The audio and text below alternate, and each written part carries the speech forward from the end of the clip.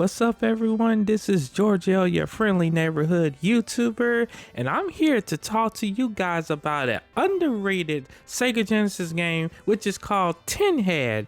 Now, this is the people that worked on the game, and so, Tinhead came out in 1993 North America for Sega, then it was re-released in 1994, but Tinhead is my cousin's favorite Sega Genesis game. He used to play this all the time growing up when we was little, and I wanted to really pay tribute to him by showing you guys how great Tinhead and how fun Tinhead can be. And I know the name is very funny, but this game is a great blast from the past, and I think my cousin Aaron will really enjoy this, and that's who this video is for. And of course, this is the plot of Tinhead, which is, he's trying to stop this evil villain named Squidge, and he's trying to take over their homeland. And so I'm gonna be showing you guys the first two sectors. Well, basically the first level, which is Cosmic World. Now, Tinhead is very easy to learn, to play, and everything. The controls are very smooth, and this game was really praised for its graphics the most during the time that it came out. And so you can also change the directions of how you shoot those little, I guess, pinballs that come out of his head. And you use those little metal balls to destroy different enemies and stuff like that. And of course, you press X, because I'm playing on the PlayStation version of this game, but Tinhead is available on Xbox and of course Nintendo from what I've researched.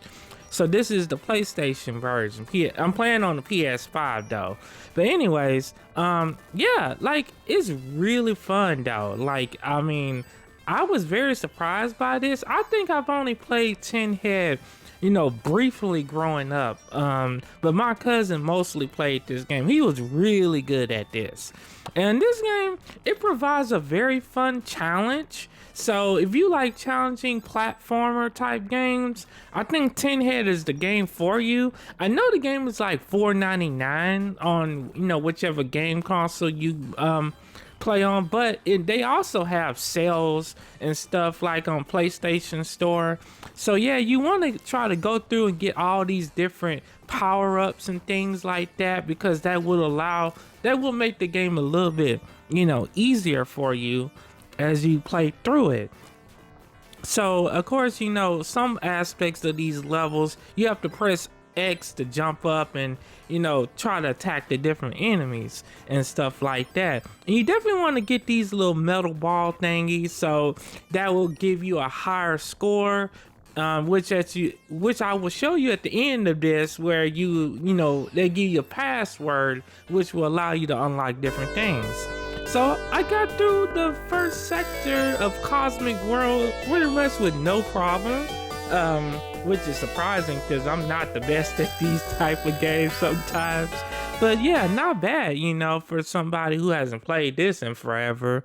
But nevertheless, we're gonna go to Sector 2 of Crystal World. My bad. Sometimes that retro style text that they used back then, it was very hard to read, so forgive me for that. This is Crystal World. But anyways, yeah, this is really neat. And also, this is the part of the game where you use these platforms to try to get to different areas of the game. Now, you kind of have to time your jumping right, because if you don't, you will land in those spikes right there.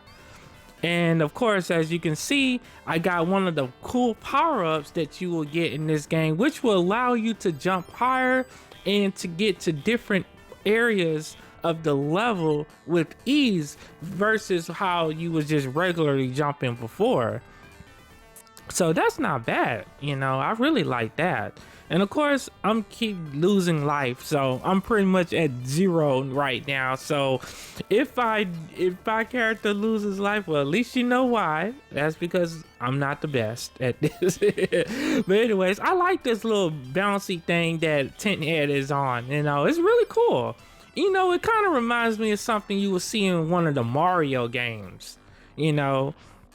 But of course, if you do get hit, you will lose that, and then you just go back to your regular self and everything like that. But nevertheless, it's still really cool.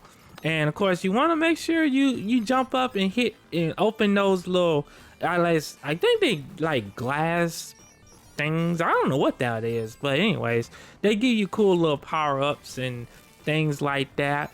And yeah, you definitely want to, you know, as you go further in the game, you want to slow down. Don't want to just run head first into everything. Make sure you look around first before you know, jump and head to different areas, just so you don't run into any traps. As you can see, I'm having problems right here. Like, this is very frustrating. Oh man. So yeah, this is very interesting right here. I'm trying not to fall off of here, because if I do, I gotta go do this all over again, which back then that was kind of the reoccurring theme of platformers. You know, you wanted to make sure you get it right that first time or the second time, because if you don't, you're gonna end up right where I was right here back at the very beginning. And of course, you know, once you lose your life in these games, that's it, game over. You got to start all the way back over.